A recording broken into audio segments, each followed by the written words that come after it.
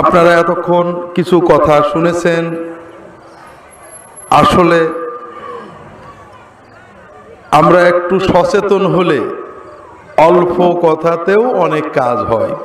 তবে প্রথমেই আমি আপনাদের কয়েকটা বিষয়ের প্রতি দৃষ্টি আকর্ষণ করছি, একটু সচেতনভাবে বোঝার চেষ্টা করি। মনে করেন আমার অসুখ হয়েছে, ডায়াবেটিস হয় না মানুষের, ডায়াবেটিস আমাদের সবাই চেনেন। একজন ডাক্তারের কাছে গেলাম, ডাক্তারটা একটু খেপাটে বোঝেন না, যে দেখে শেখে বলল যে শোনো, ডাক্তারের পিছনে পয়সা নষ্ট বেশি করো না, একটু নিয়ম মেনে চলো, ডায়াবেটিসে কোনো সমস্যা হবে না।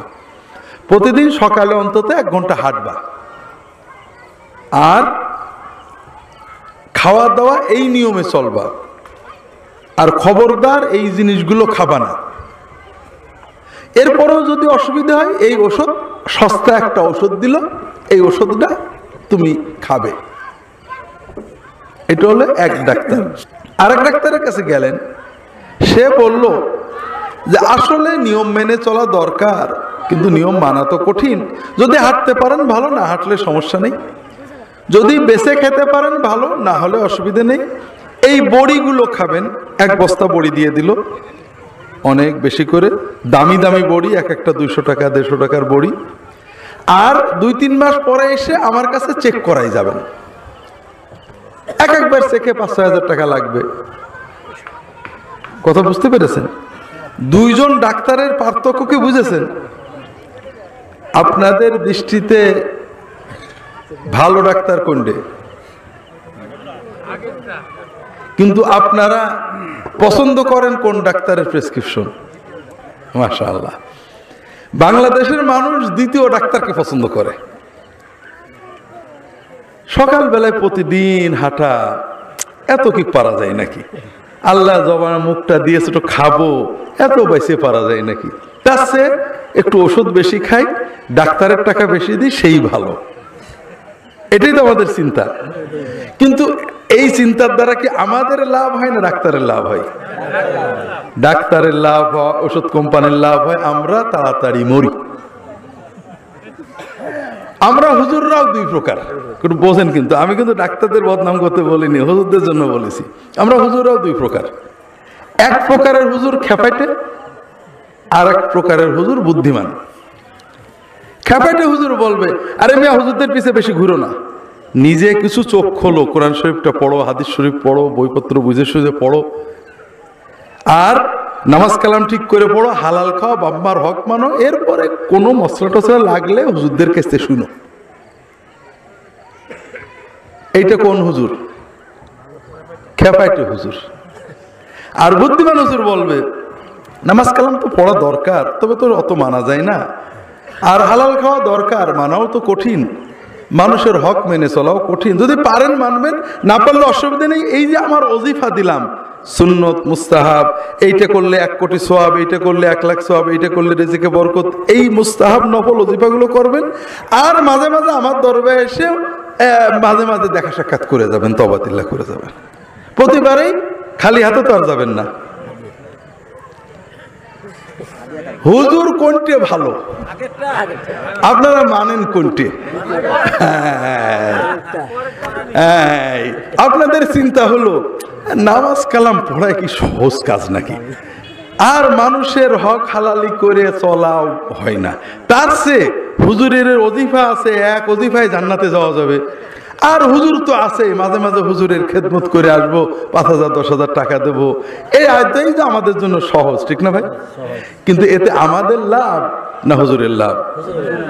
ওই আগেরটাতে যেমন ডাক্তারের লাভ, ওষুধ কোম্পানির লাভ, কিন্তু আমাদের কি? এই এবারেরটা তো হুজুরের লাভ বা বিভিন্ন আশেপাশে যারা আছে তাদের লাভ, কিন্তু আমাদের কি? প্রবলেম হলো ভাইরা, আমি তো ওয়াজ করতে পারি না, আসলে কথাটা বলি, যারা আমার কথা শুনেছেন জানেন। আমি দীর্ঘ 16-17 বছর এই বাংলাদেশে আসছি, সৌদি আরব থেকে। আমার শ্বশুর জোরজার করে কানে ধরে মাহফিলে পাঠালেন, ওয়াজ যাই পারি করি। তা আমি দেখলাম যে মানুষ নিজের ভালো বোঝে না, মানুষ ভালো ডাক্তারের পরামর্শ বুঝবে না, ভণ্ড ডাক্তারের পরামর্শ বুঝবে। ভালো উকিলের পরামর্শ বুঝবে না, যদি বলে ভাই মামলা করো না, মিটমাট করে নাও, এটা মানবে না। যে উকিল বলবে কোনো চিন্তা নেই, তুমি জিতবাই, জিততে জিততে জিততে জিততে কেসের আয় হবে এর 300 টাকা ওর 200 টাকা, কিন্তু জমা জমি সব উকিলের পকেটে চলে গেছে। এরকম হয় না আপনাদের দেশে? হ্যাঁ। ওই উকিলের কথা শুনবে, কিন্তু যে ভালো উকিল ভালো ওইটা শুনবে না। কথা বুঝেননি? ঠিক তেমনি আলেম ওলামারা যারা আপনার ভালো বলেন আপনি তাদের পছন্দ করেন না, কিন্তু যারা আপনার পকেট মেরে নেওয়ার কথা বলেন তাদের আপনারা ভালো মনে করেন। তো এই জন্য ভাইয়েরা, প্রথম আমার অনুরোধ হলো একটু সচেতন হন। এখনো রাস্তার পাশে ডুকডুক ডুকডুক করে ডুগডুগি বাজিয়ে বা আজকাল ক্যাসেট চালায় মাইক্রো বাসে গাড়ি গান দিয়ে ওষুধ বেছে বেছে না বেছে, এমন ওষুধ, এক ওষুধই সব রোগ সেরে যায়, ঠিক না? হ্যাঁ, এই ওষুধ কারা কেনে? আমরা কিনি না? আমরাই তো কিনি। কি মনে হয় এদের ওষুধে কিছু কাজ হয়? কিচ্ছু হয় না, তারপর আমরা কিনি। এক ওষুধ খেয়ে দিয়ে সব সেরে যায়। আর ওরা কি করে জানেন? বাইসে বাইসে গোপন রোগগুলো টার্গেট করে, যেটা সবার কাছে বলা যায় না। কারণ ওষুধ খেয়ে সারিনি এ কথাও বলতে লজ্জা লাগে। এই হয়তো তোমার স্বপ্ন দোষ হয়, হয়তো তোমার একটু খারাপ লাগে, হয়তো স্বামী স্ত্রী মিল মহব্বত নেই, তাই তো আমাদের সবারই টুকটাক ছোটখাটো সমস্যা আছে। যদি একটা ট্যাবলেট 50 টাকা 200 টাকা দিয়ে খেয়ে সারে, সমস্যা কি? কিন্তু আসলে কি কোনোদিন সারে না। তারপরও আমরা এইগুলো কিনি। কিন্তু যদি কোনো ডাক্তার বলে যে তুমি এই নিয়মে চলো, তোমার রোগ হবে না, এইগুলো আমরা তা মানতে চাই না। তো এই জন্য ভাইরা, আমার প্রথম অনুরোধ হলো একটু জীবনের দিকে তাকান। আপনি কাকে ঠকাচ্ছেন? আল্লাহকে। নিজে ঠকে যাচ্ছি। 2 নম্বর আরেকটা দিক আপনাদের বলি, আমাদের ওয়াজ ঠিক আপনাদের চাহিদা মতো 2 রকম ওয়াজ করতে পারি। কোন রকম করব বলেন? একরকম হলো যে বাবারা, আমার দাদা হুজুর বাবারা, আমার আব্বাজান হুজুর, আমার অমুক হুজুর বাবারা এত বড় আল্লাহর ওলি, তার এক মুরিদ জাহাজে পানিতে ডুবে যাচ্ছিল, সুন্দরবনে বাঘে ধরে ফেলছিল, হুজুর বদনা মারছিলেন, সঙ্গে সঙ্গে বদনা ধরে পানি থেকে উঠে চলে আসলো। এই ওয়াজে সুবহানাল্লাহ বেশি হয়। কথা বোঝেননি?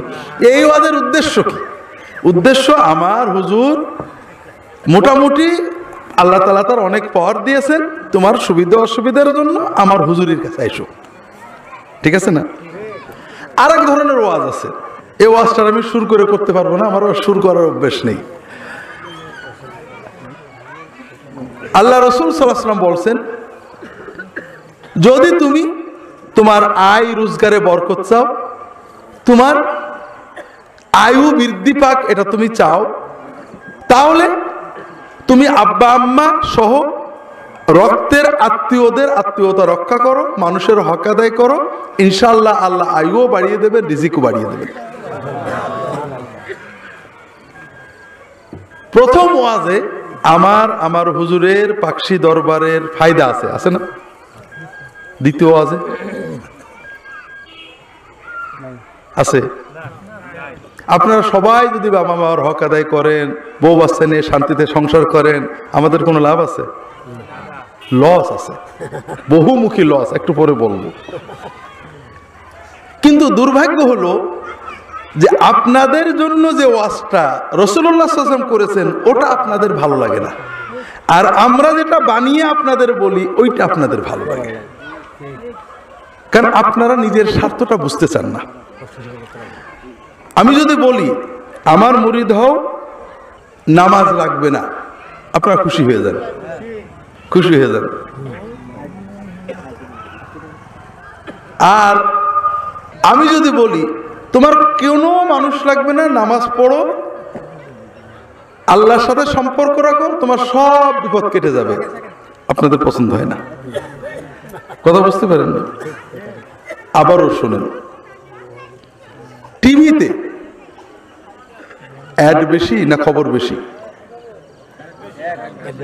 কেন? অ্যাডের পিছনে পয়সা হয়। এই জন্য আধা ঘন্টার খবরের ভিতরে খবর দেখাচ্ছে, অ্যাড বেশি দেখায়, ঠিক না? কারণ অ্যাডের পিছনে টাকা আসে। আমাদের ওয়াজ মাহফিল গুলো অনেকটা অ্যাড হয়ে গেছে, কথা বুঝতে পেরেছেন? আমরা আমাদের সুবিধা মতো, দেখেন খেয়াল করে, আমি একটা ওয়াজ করব, বাবারা আমার হুজুর যখন, আমার ফুরফুরার শ্বশুর হুজুর যখন মদিনায় গেলেন, আমি তো মদিনায় দেশে ছিলাম, অনেক বছর ছিলাম, আমি, আপনারা তো সবাই জানেন আমি যেটা বলবো হয়তো ঠিকই হবে। আমি বললাম যে আমার হুজুর যখন মদিনায় গেলেন, আল্লাহ রাসূল হাত বের করে মুসাফা করে দিলেন, আপনারা খুশি হয়ে যাবেন। আমি যখন বলবো যে বাবারা আপনারা গুনাহ করতে করতে এত গুনাহ করেছেন, আল্লাহ হয়তো মাফ করবে না, আল্লাহর নেক বান্দা আমার শ্বশুর সাহেব আছেন, আমার শালা আছেন, আমরাও আছি, আমার নামটা সরাসরি বলবো না, একটু ঘুরে ফিরে বলবো আর কি। আল্লাহর নেক বান্দারা যখন কেঁদে পড়ে তখন আল্লাহ আর ফেলতে পারবে না। আপনারা নেককারদের কাছে যান, তাদের সোহবতে যান, তাদের হাদিয়া তোফা দেন। হাদিয়ার কথা আবার প্রকাশ্যে বলবো না, ওটা মনে থাকবে আর কি। আল্লাহ আপনাদের মাফ করে দেবে। এই ওয়াজ যদি করি তাহলে আমাদের পাকশি ফুরফুরা লাভ না লস? লাভ। কিন্তু আমি যদি বলি যে আল্লাহর নেককার সব বান্দাদের মহব্বত করবেন, আল্লাহর বান্দাদের আল্লাহর জন্য মহব্বত করবেন, কিন্তু নাজাত পাওয়ার জন্য, আল্লাহর রহমত পাওয়ার জন্য আল্লাহর কাছে কোনো মাধ্যম লাগে না। আল্লাহ মানুষের মায়ের চেয়েও প্রিয়। মায়ের কাছে চাইতে যেমন দুধ চাইতে, পানি চাইতে যেমন সন্তানের খালার দরকার হয় না, আল্লাহর কাছে চাইতে, মাপ চাইতে বান্দার কখনো মাধ্যম দরকার হয় না। আল্লাহর নেককার বান্দাদের মহব্বত করবেন আল্লাহর জন্য, যাবেন শিখতে, চাওয়া পাওয়া কার কাছে? এইরকম ওয়াজ যদি করি তাহলে আমাদের কি কোনো লাভ হবে? দাওয়াতই পাবো না। তাহলে স্বভাবতই আমি যতটুকুই বলি, ভালো বলি, আমার তো একটা হিসাব থাকবে যে আগামী বছরে পাকশিতে আরো 2-4টে গরু ছাগল বেশি যাক, এটার হিসাব থাকবে না? কাজেই আমাদের ওয়াজ মাহফিলগুলো অ্যাড হয়ে গেছে। দ্বিতীয়, তৃতীয় আর একটা বিষয় আছে। রাসূলুল্লাহ সাল্লাল্লাহু আলাইহি ওয়াসাল্লামের দিন আর আমাদের দিন, এটার ভিতরে মৌলিক দুটো পার্থক্য আছে। আপনাদের এই কথাগুলো বলছি কেন? যে এক মাহফিলে তো বেশি কথা বলতে পারবো না, আপনারা সচেতন হন। ভাই আমাদের কবরে তো আমাদের যেতে হবে, আল্লাহর দিনের চেয়ে সহজ কিচ্ছু নেই। কিন্তু আমরা ঠকবো কখন? যখন আল্লাহর দিনকে কঠিন মনে করব। সকালে আধা ঘন্টা হাঁটা খুব কষ্ট লাগবে, আর 3 মাস পর পর ডাক্তারের কাছে সুই ফুটবে, রক্ত দেব, 2000-5000 টাকা দেব, এটা সহজ মনে হবে। এই রকম হইলে তো আর হেদায়েত হওয়া যাবে না। নিজের ভালো নিজে বুঝতে হবে। যেটা বলছিলাম ভাইরা, ওয়া আল্লাহ রাসূল সাল্লাল্লাহু আলাইহি ওয়াসাল্লামের দিন আর আমাদের দিনের ভিতরে দুটো মৌলিক পার্থক্য আছে। আল্লাহ রাসূল সাল্লাল্লাহু আলাইহি ওয়াসাল্লামের দিন ছিল উম্মতের জন্য, তিনি নিজের কোনো লাভ দেখেননি। বিশ্বাস করেন রাসূলুল্লাহ সাল্লাল্লাহু আলাইহি ওয়াসাল্লাম কোনো সাদাকা নিতেন না, কোনো সাদাকা নবীজি খাইতেন না, দান সদকা এক চুল স্পর্শ করতেন না। হাদিয়া যদি আসতো সেটাও সাহাবীদের দিয়ে দিতেন। একটা গল্প বলি, বুখারী শরীফের বড় হাদিস। আবু হুরায়রা রাদিয়াল্লাহু তাআলা আনহু বলছেন, মদিনায় রাসূলুল্লাহ সাল্লাল্লাহু আলাইহি ওয়াসাল্লামের সাহাবীরা কিন্তু ফকির ছিলেন না। আনসার সাহাবীরা জমা জমির মালিক ছিলেন, ক্ষেত খামার অনেক ছিল। মুহাজির সাহাবীরা ব্যবসা করতেন। তবে আসহাবে সুফফার যারা সাহাবী ছিলেন তারা শ্রমিকের কাজ করতেন, আর বাকি সময় মসজিদে রাসূলুল্লাহ সাল্লাল্লাহু আলাইহি ওয়াসাল্লামের কাছে ইলম শেখার জন্য বসে থাকতেন। কখনো কখনো রাসূলুল্লাহ সাল্লাল্লাহু আলাইহি ওয়াসাল্লাম কোনো কাজে তাদের পাঠাতেন, কোরআন তালিমের জন্য, জিহাদের জন্য পাঠাতেন, যাইতেন, বাকি সময় মসজিদে থাকতেন। খাওয়া দাওয়া নেই, যখন আসতো তখন খাইতেন। সেই নিয়মটা কি ছিল? যদি কোনো সাহাবী কোনো দান আনতেন, দানটা আসহাবে সুফফা পেয়ে যাবে, রাসূলুল্লাহ সাল্লাল্লাহু আলাইহি ওয়াসাল্লামের ঘরে যাবে না।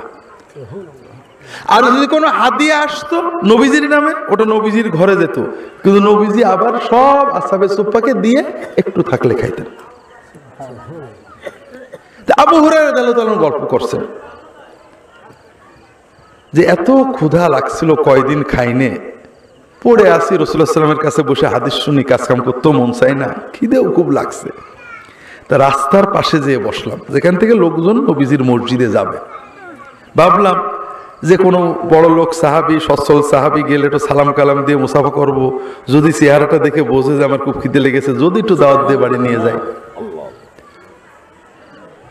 আবু বকর আসলেন, সালাম দিলাম, দিয়ে জিজ্ঞেস করলাম, ভাইজান এই যে আল্লাহ কোরআনে এই কথাটা বলেছেন, এটা তাফসীর কি হবে? আবু হুরায়রা আবার বলছে, আসলে তাফসীর শোনা আমার উদ্দেশ্য না, ভাবলাম যে একটু দু একটা কথা বললে যদি উনি বলেন চলেন বাসায় যাই, বাসায় যে যদি এক কাপ দুধ টুধু খাওয়াই, তাও তো একটু খিদেটা যায়। আবু বকর কথা বলে চলে গেলেন, আমার কি অবস্থা উনি খেয়াল করলেন না। এরপরে বসে আছি, ক্ষুধার জ্বালায় আর সহ্য হচ্ছে না। ওমর আসলেন, একই কথা বললাম যে এই আল্লাহর এই কথাটার কি ব্যাখ্যা হবে? উদ্দেশ্য ব্যাখ্যা না, উদ্দেশ্য যদি একটু ঘরে নিয়ে অন্তত একটু কিছু খাইতে দেয়। উনিও চলে গেলেন কথা বলে, আমার যে কি দুরবস্থা বুঝতে পারলেন না। এরপরে দেখি রাসূলুল্লাহ সাল্লাল্লাহু আলাইহি ওয়াসাল্লাম আসছেন। রাসূলুল্লাহ সাল্লাল্লাহু আলাইহি ওয়াসাল্লাম এসে সালাম দিয়ে আমাকে দেখে মুস্কি হাসলেন। উনি আমার চেহারা দেখে বুঝেছেন আমার কি অবস্থা। আবু হুরায়রা, চলো ঘরে যাই, দেখি কিছু আছে কিনা। রাসূলুল্লাহ সাল্লাল্লাহু আলাইহি ওয়াসাল্লাম ফকির ছিলেন না। রাসূলুল্লাহ সাল্লাল্লাহু আলাইহি ওয়াসাল্লাম মদিনার প্রেসিডেন্ট ছিলেন। আল্লাহ তাকে অনেক সম্পদ দিতেন, যুদ্ধের মাধ্যমে যত সম্পদ আসতো 5 ভাগের 1 ভাগ নবীর ঘরে যাইতে হবে, কিন্তু নবীজি রাখতেন না। স্ত্রীদেরকে ভাগ করে দিতেন, দেওয়ার পরে সব সাহাবীদের দান করে দিতেন, আবার স্ত্রীরাও দান করে দিতেন। পরে দেখা যেত সন্ধ্যার সময় আর খাওয়ার কিছু নেই। উনি ঘরে গেলেন, আবু হুরায়রা বসলেন, ঘরে যে বিবিকে জিজ্ঞেস করছেন আছে কিছু ঘরে খাওয়ার মতো? ইয়া রাসূলুল্লাহ, ওই অমুক আনসারী সাহাবী 1 বাটি দুধ দিয়ে গেছেন আপনার জন্য হাদিয়া। আবু হুরায়রা শুনেছে, শুনে খুব খুশি যে কিছু হয়তো পেটে যাবে। রাসূলুল্লাহ সাল্লাল্লাহু আলাইহি ওয়াসাল্লাম বলছেন, আবু হুরায়রা শোনো, তোমার সব আসহাবে সুফফার সাথীকে ডাক দাও। আবু হুরায়রা বলছেন বুখারীর হাদিসে যে আমার মনটা একদম ভেঙে গেল, এই 1 বাটি দুধ আমারই পেট ভরবে না, আমি আগে আসলাম নবীর মেহমান হয়ে, নবী আমার না দিয়ে এই যে শতখানেক যদি সাহাবী আসে, আমার পেটে কি যাবে? কিচ্ছু যাবে না। কি করব? যেহেতু রাসূলুল্লাহ সাল্লাল্লাহু আলাইহি ওয়াসাল্লাম হুকুম করে ফেলেছেন, আর নবীর হুকুম না শুনে তো উপায় নেই, এই জন্য আমি গেলাম, সবাইকে ডাকলাম, সবাই আসলেন। রাসূলুল্লাহ সাল্লাল্লাহু আলাইহি ওয়াসাল্লাম দুধের বাটিটা আমার হাতে দিলেন, দিয়ে বললেন যে একজন একজন করে খাওয়াও। আমার তো বুক ফেটে যাচ্ছে যে আমার বন্ধুবোধে কিছুই থাকবে না। তা আমি একজনকে দিলাম, খাইলো, ফেরত দিল, আরেকজনের দিলাম, খাইলো, আমার কাছে আবার বাটিটা ফিরিয়ে দিল, কিন্তু দুধ আর কমে না। এইভাবে করতে করতে সবাই দুধ খেয়ে ফেললো। রাসূলুল্লাহ সাল্লাল্লাহু আলাইহি ওয়াসাল্লাম শুধু মুস্কি মুস্কি হাসছেন আমার দিকে তাকিয়ে।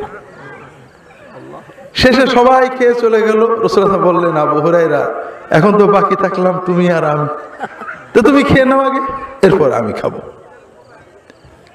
আবু হুরায়রা খাইলেন, খেয়ে যখন বাটি দিতে গেলেন, আর একটু খাও, খাইলেন, বাটি দিতে গেলেন, আর একটু খাও। কয়েকবার খাওয়ার পরে আবু হুরায়রা বলছে, আল্লাহর কসম ইয়া রাসূলুল্লাহ, আর জায়গা নেই।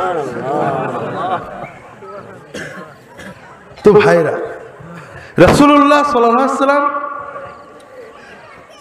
নিজের হাদিয়াটাও, নিজের আল্লাহর যে টাকা দিতেন আল্লাহ গনিমতের মাল থেকে, সেটাও সাহাবীদের দিয়ে দিতেন, নিজের রাখতেন না।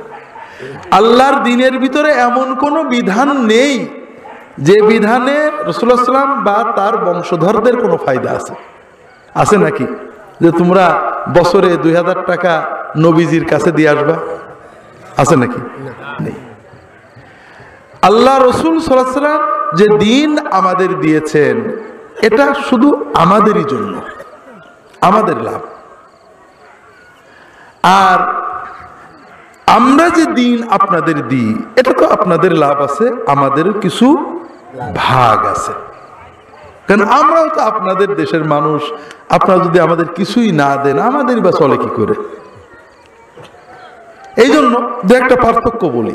সবচেয়ে মশহুর কাজ, আমরা নামাজ কালাম পড়ি আর না পড়ি, দুটো তিনটে কাজ আমরা করি। একটা হলো মানুষ মারা গেলে খানা এবং দোয়ার অনুষ্ঠান করেন না? এটা কিন্তু কেউ বাদ দেয় না, নামাজি বেনামাজি মোটামুটি সবাই করে, ঠিক না ঠিক? আর এই জন্যই সমাজে যখন কেউ মারা যায় আমাদের লাল পড়া শুরু করে যে এইবার এক পেট খাওয়া যাবে, ঠিক না? কারণ নামাজি হোক আর বেনামাজি হোক, বাপ মনে তো কিছু খাওয়াবে। আর এই জন্যই ছেলেটা বিয়ে দিয়েছে খাওয়াইনি, এত মাইন্ড করি না। মেয়েটা বিয়ে দিয়েছে খাওয়াইনি, এত মাইন্ড করি না। ছেলে চাকরি পেয়েছে খাওয়াইনি, তাতেও বেশি মাইন্ড করি না। বাপ মরে গেছে খাওয়াইনি, মা মরে গেছে খাওয়াইনি, আমরা বেশি মাইন্ড করি না। যে ছেলের বিয়ে খাওয়ালো না মেনে নেওয়া যায়, মেয়ের বিয়ে খাওয়ালো না মেনে নিয়ে যায়, বাপ মরে গেল এত বড় একটা সুখবর তাও খাওয়াইলো না। মানুষ তো সুখবরই খাওয়াই, কথা বোঝেন না? তাহলে আমরা এই কাজটা করি সমাজে সবাই। আর একটা কাজ করি, যেমন মিলাদ আছে না? নামাজ পড়ি না পড়ি বা ভালো মন্দ সবাই বছরে এক একবার মিলাদ দিই, ঠিক না? দুটো কাজই ভালো কাজ, উদ্দেশ্য ভালো। আব্বা আম্মা আপনজন মারা গেলে যে খানা করি আমরা, এটার উদ্দেশ্য কি? এজন্য আব্বা আম্মা সওয়াব পান, ঠিক না? আমরা যে মিলাদ করি এর উদ্দেশ্য কি? যেন আমরা সওয়াব পাই, রহমত বরকত পাই, দুটোই ভালো কাজ। তবে মূল একটা বিষয় বোঝেন, উদ্দেশ্য ভালো হলেই কর্ম ভালো হয় না। কর্ম ভালো হওয়ার জন্য ভালো কর্ম, ভালো বলতে আপনি কি বুঝাচ্ছেন? আল্লাহর কাছে ভালো না আপনার চোখে ভালো? আল্লাহর কাছে ভালো হওয়ার জন্য, আল্লাহর কাছে সওয়াব পাওয়ার জন্য যে কোনো কাজের দুটো শর্ত আছে। কয়টা শর্ত? আল্লাহ যত জায়গায় ভালো কাজ বলেছেন, আরবিতে ভালো কাজকে বলে আমালে সালেহ। ওয়াল আসরি ইন্নাল ইনসানা লাফি খুসর ইল্লাল্লাযীনা আমানু ওয়া আমিলুস সালিহ। আল্লাহ যত জায়গায় বলেছেন আমানু, তারপরে তাহলে আমলে সালেহ আসবে কোথা থেকে? ঈমান থেকে। ঈমান আমরা কি বলে আনছি? লা ইলাহা ইল্লাল্লাহু মুহাম্মাদুর রাসূলুল্লাহ, ঠিক না ভাই? তাহলে এই ঈমান থেকে আমল হতে হবে। লা ইলাহা ইল্লাল্লাহ মানে কি? আল্লাহ ছাড়া কোনো, আমরা যে কাজটা করছি এর সওয়াব একমাত্র কে দেবে? কাকে খুশি করব? আল্লাহকে। তাহলে আমাদের ইবাদতের মাকসুদ সওয়াব কার কাছে পাবো? আল্লাহ। কোন ভাবে ইবাদতটা করলে আল্লাহ সওয়াব দেবে, এই তরিকা পদ্ধতি কে শেখালো? রাসূলুল্লাহ সাল্লাল্লাহু আলাইহি ওয়াসাল্লাম। কথা বুঝেছেন? এইটা হলো ঈমানের দ্বিতীয় অংশ। লা ইলাহা ইল্লাল্লাহ মানে কি? ইবাদত করবে একমাত্র কার? আল্লাহ। কিন্তু কিভাবে ইবাদত করব? কোন তরিকায়, কোন পদ্ধতিতে? হ্যাঁ, কারণ দুনিয়াতে খুব ভালো করে বোঝেন, দুনিয়ার আমাদের যত ঝগড়া বিবাদ আল্লাহর ইবাদত নিয়ে না। সবাই আল্লাহর ইবাদত করে। হিন্দু আল্লাহরই ডাকে, যে নামেই ডাকুক। খ্রিস্টান আল্লাহরই ডাকে, যে নামেই ডাকুক, ঠিক না? তো ঝগড়া কোন জায়গায়? কোন তরিকায় ডাকবো এটা নিয়ে, বোঝেন না?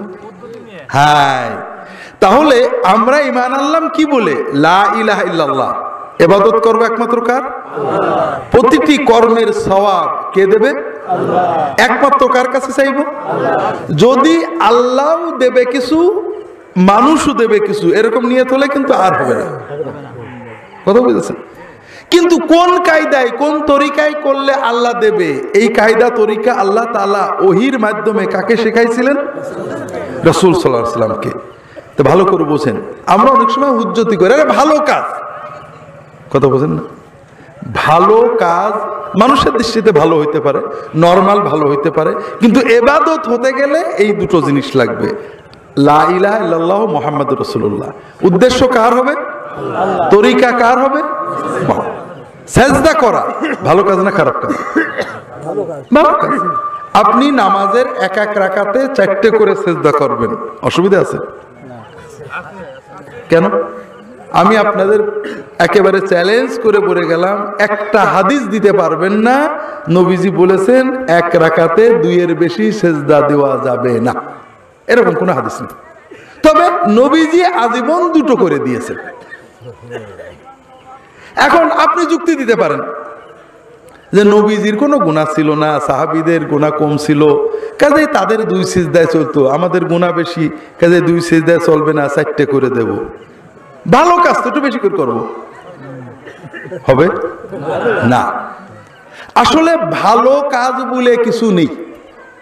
নবীর তরিকায় যেটা হলো না ওটা ইবাদত হিসেবে আর ভালো হলো না। কথা বুঝতে পেরেছেন? বরং নবীর তরিকার বাইরে কোনো কাজকে ইবাদত মনে করা, আল্লাহ খুশি হবে মনে করলে নবীকে ছোট করা হয়। কিভাবে? আবারও বলি, একটু উদাহরণ দেওয়ার চেষ্টা করি, দেখেন বোঝেন কিনা। আমরা অনেক সময় দলিল যুক্তি দিয়ে এই ভুলগুলো করি। আমাদের দেশে আমরা সবাই কোরআন পড়ি না? বসে না দাঁড়িয়ে? বসেই পড়ে। আমি কিছু দলিল দেব, একেবারে অকাট্য দলিল, যে কোরআন দাঁড়িয়ে পড়া আদব, বসে পড়া বেয়াদবি। দাঁড়িয়ে পড়লে সওয়াব বেশি, বসে পড়লে গুনাহ অথবা সওয়াব কম। কিছু দলিল দিই? হ্যাঁ, একটু দলিল দিই নাকি? হ্যাঁ, দেখেন আপনাদের পছন্দ হয় কিনা। সবচেয়ে সম্মানের অধিকার কার বেশি? কোরআন কার কালাম? আপনি এমপি আসলে দাঁড়াই কথা বলেন আর আল্লাহর কালাম বসে পড়েন, আপনার সে বেয়াদব আছে নাকি? অকাট্য দলিল, অকাট্য মানে কাটতে পারবেন না, রামদা দিয়ে কোপ মারলেও কাটবে না। আমাদের নামাজ হলো সব ইবাদতের মডেল। নামাজের ভিতরে আমরা সব ইবাদত করি। নামাজের ভিতরে জিকির আছে না? দোয়া আছে না? তাসবিহ তাহলিল আছে না? দরুদ আছে না? সালাম আছে না? নামাজের ভিতরে সব ইবাদত আছে। আচ্ছা, দরুদটা কিভাবে পড়ি? বসে না দাঁড়িয়ে? সালামটা কিভাবে পড়ি? বসে না দাঁড়িয়ে? দোয়াটা কিভাবে করি? বসে না দাঁড়িয়ে? দাঁড়াই কি করেন? তাহলে কি বোঝা গেল? আল্লাহ শিখিয়ে দিল দরুদ হবে বসে, সালাম হবে বসে, দোয়া হবে বসে। কোরআন কিভাবে? তার আপনি দাঁড়িয়ে না পড়ে বসে পড়েন, মেয়ে আপনার মতো বেয়াদব আছে নাকি? 3 নম্বর, নফল নামাজ বসে পড়লে অর্ধেক সওয়াব, দাঁড়িয়ে পড়লে পুরা সওয়াব। দাঁড়িয়ে কি পড়েন? আর সব তো বসেই করি। তাহলে বোঝা গেল যেখানে বসা যাবে সেখানেও দাঁড়িয়ে কোরআন পড়লে কি হবে? সব বেশি হবে। অকাট্য দলিল, কোনো রামদা দিয়ে কাটতে পারবেন না। এখন থেকে আপনারা সবাই দাঁড়িয়ে কোরআন পড়বেন, রাজি আছেন তো? কেন? কারণ আপনাদের দেশে রেওয়াজ নেই। রেওয়াজ হলে দেখতেন সবাই জিন্দাবাদ দিয়ে তখন গরম হয়ে যেত। আসলে দলিল যখনই আমরা খুঁজছি কিন্তু সুন্নত খুঁজছি না, তার মানে আমরা একটা ভুল করছি। আমরা প্রথমেই একটা ভুল করছি, সেটা হলো আমরা মনে করছি কোরআন পড়া সওয়াবের কাজ, নবী হয়তো কোনোদিন করিনি। কোরআন কি রাসূল সাল্লাল্লাহু আলাইহি ওয়াসাল্লাম পড়তেন না? পড়তেন না? নামাজেই পড়তেন না বাইরেও পড়তেন? বসে না দাঁড়িয়ে? হ্যাঁ, নামাজের কোরআন নবী দাঁড়াই পড়তেন, আর নামাজের বাইরের কোরআন। তাহলে বোঝা গেল আপনার অকাট্য দলিলগুলো একটাও ঠিক না। আপনি গলত করেছেন যে নামাজের দলিল নামাজের বাইরে নিয়ে আসছেন। কথা বোঝেননি? নবীজি নামাজের বাইরে কোরআন শুধু বসেই পড়তেন না, শুয়েও পড়তেন। আয়েশা রাদিয়াল্লাহু আনহা বলছেন যে আমি নাপাক থাকা অবস্থাতেও নবীজি আমার মাথা, আমার কোলে মাথা রেখে শুয়ে শুয়ে কোরআন তেলাওয়াত করতেন। তাহলে বোঝা গেল সুন্নত হলো নামাজের কোরআন দাঁড়িয়ে পড়াই উত্তম অথবা ফরজ, কিন্তু নামাজের বাইরের কোরআন বসে পড়াই সুন্নত। নবীজি বসেই পড়েছেন, শুয়েও পড়া যাবে। দাঁড়িয়ে পড়া নাজায়েজ না, কারোর পা ব্যথা হয়ে গেছে দাঁড়াইছে, কোনো দোষ নেই। কিন্তু কেউ যদি মনে করে যে বসে কোরআন পড়া বেয়াদবি, এই দলিলগুলো দিয়ে ও কোরআন বসে পড়ে না, যখনই কোরআন পড়ার শখ হয় দাঁড়িয়ে পড়ে, বসে কেউ কোরআন পড়লে বিরক্ত হয় যে লোকটা বেয়াদবি করছে, এটা কি হবে? এইটা বেদাত হবে। এটার নাম কি? বেদাতটা কি? দাঁড়াই পড়াটা কিন্তু বেদাত না। দাঁড়াই পড়াটাকে উত্তম মনে করা, ইবাদত মনে করা, দিন মনে করা, বসে পড়লে সওয়াব কম হয়, আদব কম হয়, মনে করা, এই মনে করার নাম হলো বেদাত। কেন বেদাত হলো? কারণ আপনি কাকে বেয়াদব বললেন বলেন তো ঠিক করে? কাকে? স্বয়ং রাসূলুল্লাহ সাল্লাল্লাহু আলাইহি ওয়াসাল্লামকে আপনি বেয়াদব বলেছেন, সাহাবীদেরকে আপনি বেয়াদব বলেছেন। আপনি তারা যেটা করেননি সেটাকে যখন আপনি উত্তম বললেন, তাহলে তারা যেটা করেছে সেটাকে কি বললেন? তাহলে তাদেরকে আপনি অবজ্ঞা করলেন। এই জন্য বেদাত খারাপ জিনিস। কথা বুঝতে পারেন? এই জন্য এখন আমরা আসল জায়গায় যাই। যেটা বলছিলাম, আমাদের দেশে অনেক জিনিসই নেই, কিছু জিনিস আছে। তার ভিতরে দুটো জিনিস আপনাদের বলেছি। একটা হলো মানুষ মারা গেলে হ্যাঁ দোয়ার মাহফিল, কালেমা খতম, দোয়া, বিভিন্ন খতম, খানা আর মিলাদ। মিলাদ মানে রাসূলুল্লাহ সাল্লাল্লাহু আলাইহি ওয়াসাল্লামের জন্ম। রাসূলুল্লাহ সাল্লাল্লাহু আলাইহি ওয়াসাল্লামের জন্মে আল্লাহর কাছে শুকরিয়া জানানোর জন্য নবীজি স্বয়ং একটা তরিকা আমাদের বলেছেন। সেটা হলো রাসূলুল্লাহ সাল্লাল্লাহু আলাইহি ওয়াসাল্লাম সোমবারে রোজা রাখতেন। তাকে জিজ্ঞাসা করা হলো, সহিহ মুসলিমের হাদিস, যে আপনি ইয়া রাসূলুল্লাহ সোমবারে কেন রোজা রাখেন? তিনি বললেন, যাকা ইয়াউমু উলিদতু ফীহি ওয়া যাকা ইয়াউমু বুআসা ইলাইয়া। আমি সোমবারে আমার জন্ম হয়েছে, সোমবারে আমি নবুয়ত পেয়েছি, তাই সোমবারে রোজা রাখি। তাহলে রাসূলুল্লাহ সাল্লাল্লাহু আলাইহি ওয়াসাল্লামের জন্মে এবং নবুয়তে শুকরিয়া জানানোর সুন্নত পদ্ধতিটা কি? আমি সুযোগ পেলে সোমবারে রোজা রাখলাম, আলহামদুলিল্লাহ।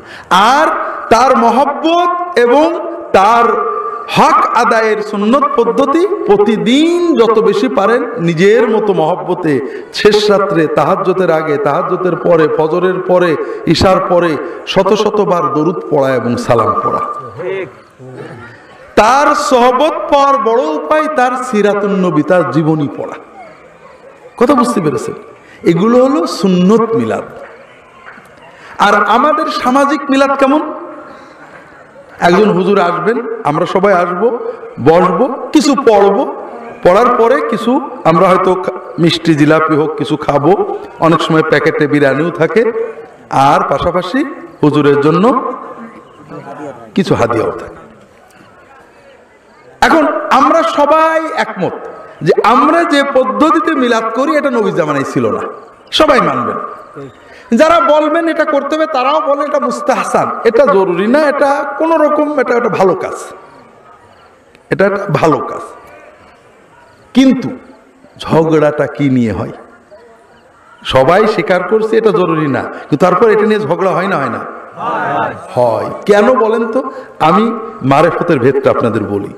সেটা হলো, আপনারা সবাই যদি সুন্নত মতো সুযোগ পেলেই সোমবারে রোজা রাখেন, প্রতিদিন 100 বার, 200 বার, 500 বার দরুদ শোয়ার আগে, ঘুমের আগে, তাহাজ্জুদের সময় পড়েন, নবীজির জীবনী কিনে পড়েন, তাহলে আমার কোনো ফায়দা হবে? আমি তো বঞ্চিত হয়ে গেলাম। কিন্তু আপনারা সবাই যদি বছরে একবার শুধু সামাজিক মিলাদটা পালন করেন, তাহলে আমার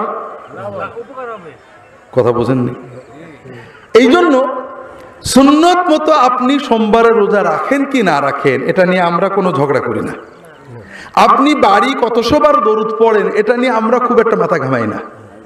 কিন্তু বছরে একবার মিলাদ দেন কি দিলেন না এটা নিয়ে কিন্তু আমাদের মাথা ব্যথা আছে। কারণ আমরা একটা ভালো কাজই আপনাদের করাই, কিন্তু আমরা চাই যে আমাদেরও কিছু নসিব থাক। এইবার আপনি মরার পরে খানায় যান, এখানেও সুন্নত আছে, সামাজিক আছে। সুন্নত কি? মরার পরে আমরা খানা করি কি উদ্দেশ্যে? সওয়াবের উদ্দেশ্যে। রাসূলুল্লাহ সাল্লাল্লাহু আলাইহি ওয়াসাল্লামের সাহাবীরাও তো সওয়াব চাইতেন, রাসূলুল্লাহ সাল্লাল্লাহু আলাইহি ওয়াসাল্লাম নিজেও তো তার আত্মীয় স্বজনের সওয়াব চাইতেন। কি করতেন? রাসূলুল্লাহ সাল্লাল্লাহু আলাইহি ওয়াসাল্লাম এবং সাহাবীগণ কয়েকটা কাজ করতেন। একটা হলো তাদের জন্য দোয়া করতেন ব্যক্তিগত, প্রত্যেকে সবসময় দোয়া করতেন, নামাজের সেজদায়, নামাজ পড়ে, রাস্তাঘাটে চলতে, আল্লাহ অমুকের মাফ করো, আল্লাহ আমার আব্বার মাফ করো, আম্মার মাফ করো। আপনি যতবার বলবেন আল্লাহ আমার আম্মাকে মাফ করো, আব্বাকে মাফ করো, দাদিকে মাফ করো, তার রহম করো, তার দয়া করো, তার কবরে শান্তি দাও, প্রতিটি বাক্য বলার সঙ্গে সঙ্গে আল্লাহ কবুল করলে আপনার আব্বা, আম্মা, দাদা, দাদির আমলনামায় বিশাল একটা নেকি লেখা হয়ে যাবে। তারা এটা করতেন। আর তারা সাদাকায়ে জারিয়া করতেন, অর্থাৎ আব্বা আম্মা আপনজনের নামে কোনো মসজিদে, কোনো মাদ্রাসায়, কোনো মানুষের কল্যাণে স্থায়ী দান করে দিতেন, ওয়াকফ করে দিতেন। কথা বোঝেননি? এগুলো হলো সুন্নত পদ্ধতি। এখন আপনারা সবাই যদি এই পদ্ধতিতে কাজ করেন, নিজের মতো নিজে দোয়া করতে থাকেন বাপ মার জন্য, আর মসজিদে 1 লাখ 2 লাখ 50,000 টাকা দিয়ে দিলেন, এতিমখানায় বিল্ডিং করে দিলেন, তাহলে আমাদের কি উপায় হবে? কথা বলেন। এটা আপনি করলে করেন, আমরা বাধা, কোনো হুজুর বাধা দেবে না, কিন্তু এটা নিয়ে আমাদের অত আকর্ষণ নেই, আগ্রহ নেই। আমাদের আগ্রহ যে আপনি দোয়ার মাহফিলটা করেন, আপনি খানার আয়োজনটা করেন। কথা বুঝতে পারছেন না? তো ভাইরা, এই পার্থক্যটা বোঝেন। আপনারা যত নবীজি সাল্লাল্লাহু আলাইহি ওয়াসাল্লামের কাছে যাবেন, আপনার জীবন সুন্দর হবে, আপনার সাথে আল্লাহ আল্লাহ রসুলের ডাইরেক্ট সম্পর্ক তৈরি হবে। আর আমাদের মাধ্যমে যাইতে গেলে অনেক সমস্যায় পড়ে যেতে পারে। এটা হলো একটা দিক। দ্বিতীয় দিক হলো রাসূলুল্লাহ সাল্লাল্লাহু আলাইহি ওয়াসাল্লামের দ্বীন ছিল, তার দাওয়াত ছিল ফরজ আর হক। কি? ফরজ এবং হক। আর আমাদের দাওয়াত হলো নফল। রাসূলুল্লাহ সাল্লাল্লাহু আলাইহি ওয়াসাল্লামের কাছে এসে সাহাবীরা যখন জান্নাতের পথ জানতে চাইতেন, তিনি সাধারণত 5 ওয়াক্ত ফরজ নামাজ, ফরজ রোজা, পিতামাতার হক, রক্তের আত্মীয়দের হক, মানুষের সাথে ভালো ব্যবহার, এইগুলো বলে দিতেন। নফলের কথা বলতেন না। নফল আর ফরজের পার্থক্য হলো পাশ করা আর গোল্ডেন এ পাওয়া। পাশ করার জন্য ফরজ যথেষ্ট, আর গোল্ডেন এ পেতে, বি পেতে কি লাগবে? সুন্নত নফল লাগবে। হ্যাঁ, এটা হলো প্রতিযোগিতার জন্য, এটা রাগারাগি ঝগড়ার জন্য না। অনেক হাদিস আছে, একটা হাদিস আপনাদের বলি। আল্লাহ রসুল সাল্লাল্লাহু আলাইহি ওয়াসাল্লাম বলছেন, আইয়ুমা ইমরাআতিন সাল্লাত খামসাহা ওয়া সামাত শাহরাহা ওয়া আতাআত বালাহা ওয়া হাফিজাত ফারশাহা দাখালাত মিন আইয়ি আবওয়াবিল জান্নাতি শাআত। যদি কোনো মুসলমান নারী, মহিলাদের জন্য বলছেন, পুরুষদের জন্য এরকম অনেক হাদিস আছে। পুরুষ আর মহিলাদের পার্থক্য হলো, নবীজি এই হাদিসে বলেছেন, কোন মুসলমান মহিলা যদি 4টে কাজ করে, আল্লাহ তাআলা তার জন্য জান্নাতের সব দরজা খুলে দেবেন। সে যে দরজা দিয়ে ইচ্ছা জান্নাতে যেতে পারবে। পুরুষদের জন্য এই 4টেও লাগবে, এর সাথে আরো বেশি লাগবে। মেয়েদের জন্য জান্নাতকে আল্লাহ সহজ করেছেন।